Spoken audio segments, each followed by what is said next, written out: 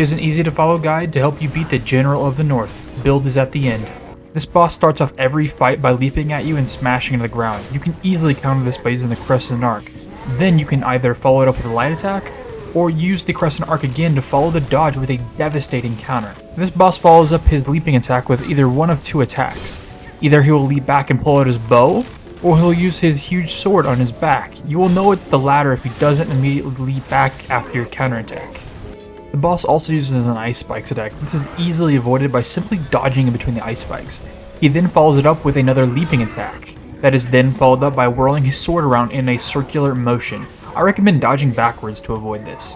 After that, he pulls out his trusty bow and starts firing a few shots. These moves are repeated till Phase 2. Phase 2 is similar to Phase 1, but with a few key differences. First off, the boss will set his sword ablaze. This means on top of the frost and lightning damage he is doing, he will also be doing fire damage with his melee attacks. The boss also gets a new bow attack. This is easily recognizable as the boss will aim his bow into the sky.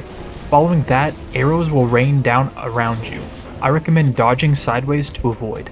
His Phase 2 leaping attack is similar to his Phase 1, except he is in the air longer, and the fact that he now follows it up with a slashing attack from his flame-imbued sword. His whirling blade attack is a little different too. It now does fire damage and is now faster than it previously was. I only saw this attack once in the Phase 2, but it is worth mentioning that the boss does have an attack where he jumps super high and fires a huge lightning arrow at you. After he lands, he then follows it up with 4 additional arrows, each fired one after the other. For this boss fight, the Crescent Arc is going to be your bread and butter, allowing you to back away when needed and hit with a devastating counterattack when needed. For build, I'm going to assume most of you have around 60 Red Mercury. I had around 113 when I beat him, but it's really not necessary. Keep in mind, this is a longsword build. Discipline skills, the main one you need to grab here is Crescent Arc. Now this is going to help us dodge him more effectively. We also need to grab 2 additional discipline skills, your choice, does not matter. This is mostly for the benediction we will equip. Everything else is just strength and agility and endurance.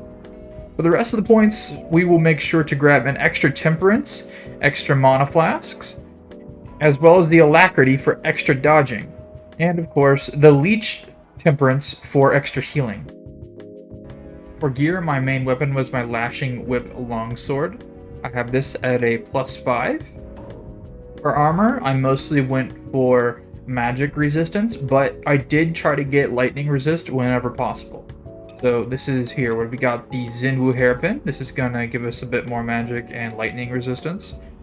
This is also the Night Spectre. This is mostly for the magic.